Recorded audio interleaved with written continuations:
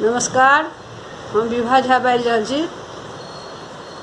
एकटा पुरान भगवानक गीत लऽ कऽ शायद अहाँ सब सुनलहुँ हेबै। हमर माँ सब ई सब गीत गबैत रहै छलैए, हमरो सबके याद अइ, तेँ कनि सुना दै छी अहाँ सबके। जय मैथिली, जय मिथिला।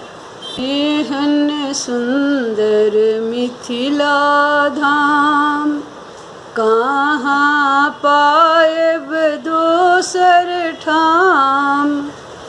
एहन सुन्दर मिथिला धाम कहाँ पाएब दोसर ठाम।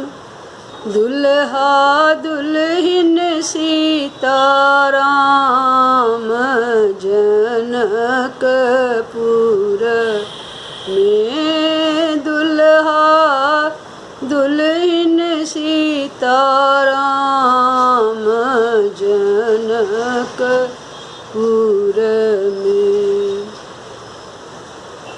करब सरयुग स्नान, करब सरयुग स्नान। सुनब कार्तिक पुराण, करब सरयुग स्नान। सुनब कार्तिक पुराण। खुश होएता भगवान जनकपुर में। खुश होएता भगवान जनकपुर में।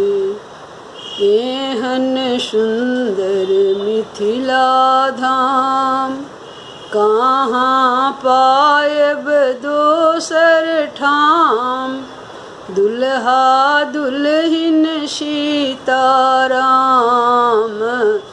जनकपुर में। दुल्हा दुल्हिन सीताराम जनकपुर में। पूजा करथि भगवान हुनकर सेवक हनुमान। पूजा करथि भगवान हुनकर सेवक हनुमान। हुनकर रघुबर छनि नाम जनकपुर में।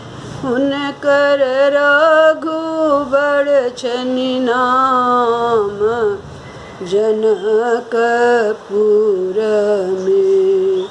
एहन सुन्दर मिथिला धाम कहाँ पाएब दोसर ठाम।